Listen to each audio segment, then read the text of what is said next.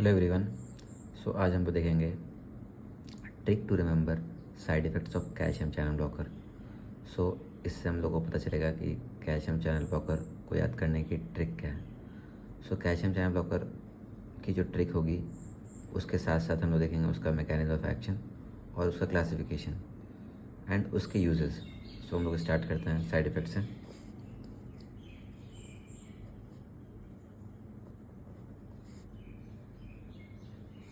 उसको याद करने की ट्रिक है, बहुत अच्छी ट्रिक है।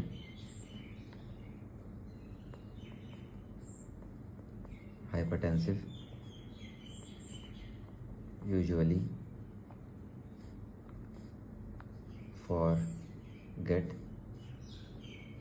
forget CCB। Hypertensive usually forget calcium channel blockers. So hypertensive में H हो जाएगा हेडेक, U से हो जाएगा urine retention,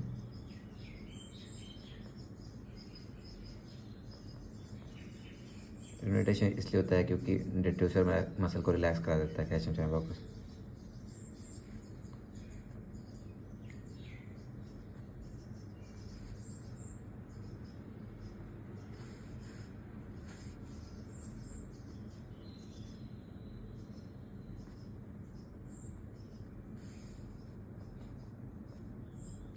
F for flushing means redness of skin. Edema जो होता है वो सबसे इम्पोर्टेंट होता है, मोस्ट कॉमन होता है इडेमा, बेसिकली एंकल इडेमा।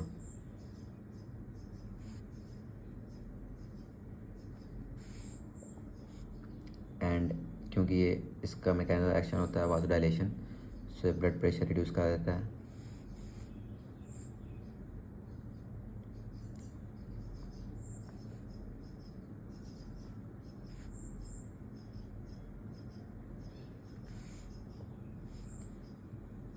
इसके साइड इफेक्ट में गैस्ट्रो इसोफेजियल रिफ्लक्स डिजीज भी आता है। शोज टोकोलिटिक इफेक्ट हो जाएगा। टोकोलिटिक इफेक्ट मीन्स कॉन्ट्रैक्शन करा देता है यूट्राइन का।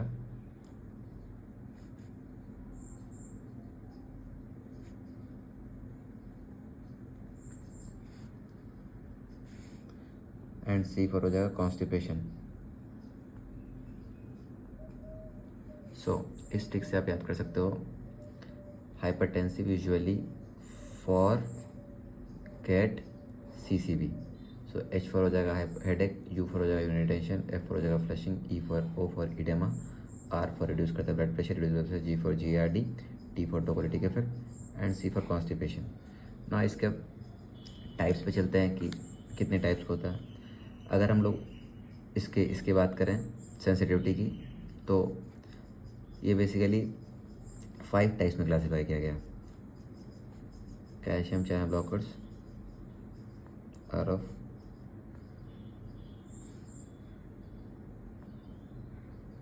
5 सब टाइप्स। ये बेसिकली वोल्टेज सेंसिटिविटी के बेसिस पे इसमें होता है L, N, T, P and R। So जो सबसे प्रिडोमिनेंट होता है वो होता है L, जो हम लोग को पढ़ना है अभी। L टाइप प्रीडोमिनेंट होता है और बेसिकली L का मतलब होता है लॉन्ग टाइप, और ये प्रेजेंट होता है कार्डियक और स्मूथ मसल्स में। इसी को हम लोग बोलते हैं calcium channel blockers. Basically L type ही हम लोग को पता है।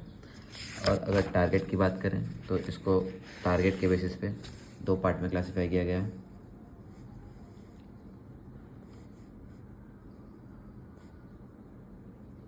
On the basis of target it is classified into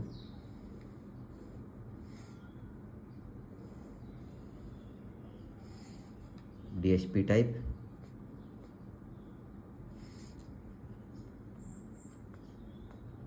non DHP type. DHP type हो गया बेसिकली डाईहाइड्रो पायरिडीन। इसके जो ड्रग्स हैं वो एंड्स होते हैं विथ नेम डिपीन।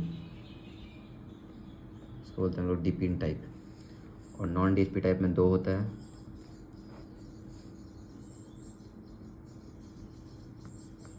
डिल्टियाजम एंड पेरापामिल। डिल्टियाजम जो होता है वो होता है बेसिकली बेंजो थायाजिपिन डेरिवेटिव होता है। और पेरापामिल की बात करें तो वो होता है फिनाइल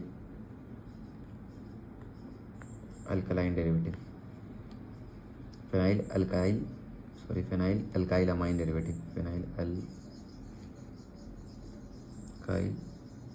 अमाइन डेरिवेटिव्स। और डाईहाइड्रोपाइडिन जो एंड होता है डिपीन से, उसके ड्रग्स के नाम हो गए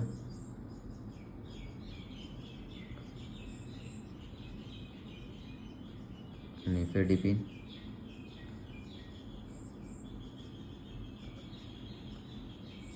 amlodipine, निकाडिपिन,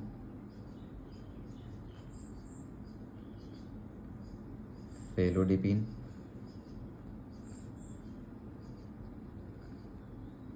लैसिडिपिन,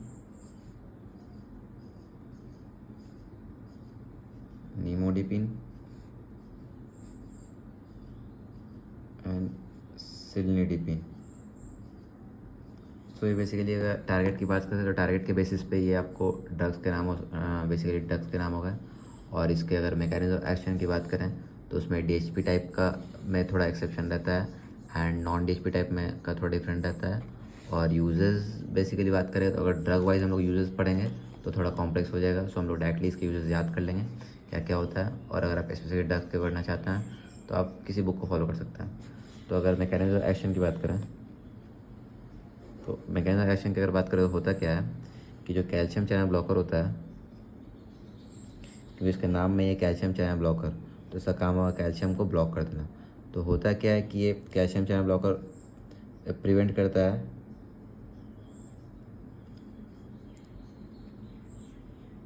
binding of calcium to alpha subunit, alpha 1 subunit. Alpha 1 subunit होता है रिस्पॉन्सिबल कैल्शियम को बाइंड करके सेल के अंदर ले आने के लिए। तो अब ये बाइंड, तो इसकी वजह से क्या होगा कि it prevents, so there is no entry of calcium +2 into the cell. अब कैल्शियम की जब एंट्री नहीं होगी तो कैल्शियम तो बेसिकली रिस्पॉन्सिबल है एक्साइटेशन और कॉन्ट्रैक्शन के लिए, so there is no excitation and contraction.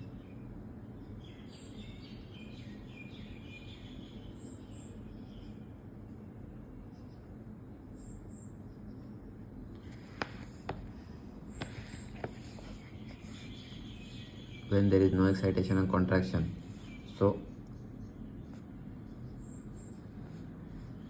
heart muscles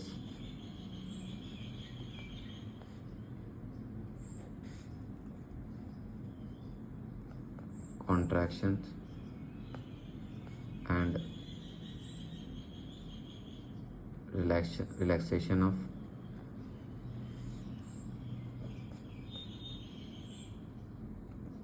smooth muscles is prevented, जिसकी वजह से कार्डियक डिप्रेशन इफेक्ट होगा।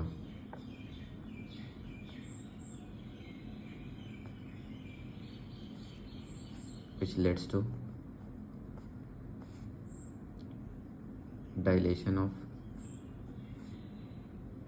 arterioles, आर्टरी का डायलेशन हो जाएगा तो इसकी वजह से ब्लड प्रेशर हट जाएगा। तो बेसिकली वाज डायलेशन कराता है। अगर स्पेसिफिकली बात करें तो डीएचपी टाइप की, डीएचपी टाइप करा कराता है कि सिर्फ ब्लड प्रेशर पे एक्ट करता है, जिसकी वजह से वो बेसिकली उसको बोलते हैं आर्टरी डायलेटर्स, और उसका कोई एक्शन नहीं हार्ट पे होता है। तो DHP type acts only on blood vessels, they are artery dilators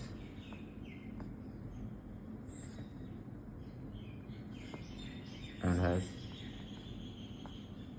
no action on heart. Non DSP type की बात करें,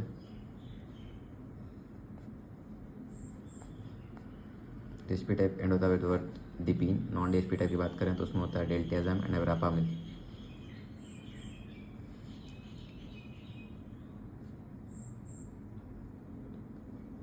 डेल्टियाजम and verapamil.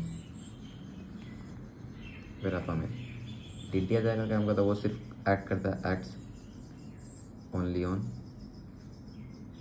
Blood vessels, means sorry acts on blood vessel heart, मतलब दोनों पे एक्ट करता है। And verapamil is cardioselective, it acts only on heart.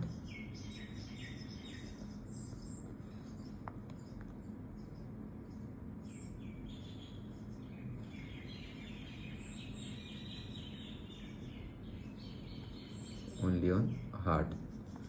So non DSP type में डेल्टियाजम और जो वेरापामिल होता है वो बेसिकली डेल्टियाजम तो ऐड करता है ब्लड वेसल हार्ट पे, एंड वेरापामिल सिर्फ कार्डियोसेक्टिव होता है, सिर्फ हार्ट पे होता है। तो हार्ट में जो होता है एसओ नोड होता है एंड एवी नोड होता है। एसओ नोड बेसिकली रिस्पॉन्सिबल होता है, एवी नोड रिस्पॉन्सिबल होता है कंडक्शन के लिए। और उन दोनों में क्योंकि वो दोनों मसल्स में प्रेजेंट होता है तो कैल्शियम चैनल रिस्पॉन्सिबल होता है, कैल्शियम चैनल प्रेजेंट होना चाहिए। और कैल्शियम का काम क्या है, डिपोलाइजेशन कराना। कैल्शियम बेसिकली डिपोलाइजेशन के रिस्पॉन्सिबल होता है। तो अब जब अंदर में कैल्शियम जा ही नहीं रहा है, ब्लॉक हो चुका है, तो एसए नोड और एवी नोड का कंडक्टिविटी घट जाएगा, इनहिबिशन हो जाएगा, जिसके वजह से हार्ट रेट और कंडक्शन दोनों घट जाएगा। और इससे इसका इफेक्ट क्या होगा, ब्रैडीकार्डिया। सो इसको लिखते हैं on heart SA node and AV node contains calcium plus 2 channel. Since depolarization is due to calcium plus 2 channel, they inhibit SO node and AV node and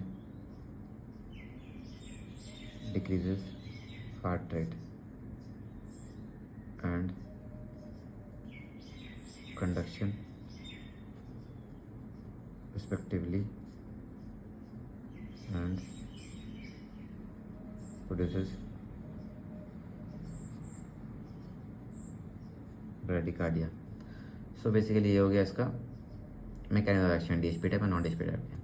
अब इसके यूजेस पे आते हैं। सो अगर कैल्शियम चैनल ब्लॉकर्स की बात करें तो ये बेसिकली एंजाइना के तीनों टाइप्स, बेसिकली आपको जा कर के unstable angina, stable angina and Prinzmetal angina, तीनों पे डिफरेंट एक्ट करता है। और इसके अगर स्पेसिफिक यूजेस की बात करें, जो बहुत सारे इंपॉर्टेंट यूजेस हैं, उसमें सबसे पहले आता है सुप्रा वेंट्रिकुलर एरिथमिया को ट्रीट करने के लिए आता है।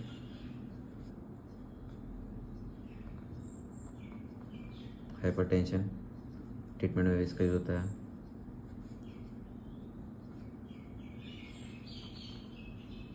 हाइपरट्रॉफिक कार्डियोमायोपैथी में होता है। माइग्रेन के लिए होता है। रेनॉल्ड्स एक फिनोमेना है, उसके लिए होता है।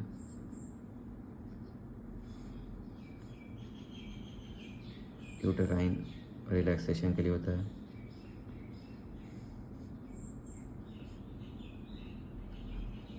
सेरेब्रम वासोस्पैज्म के लिए होता है। सो ये सब बेसिकली यूजेस हैं कैल्शियम चैनल ब्लॉकर्स की।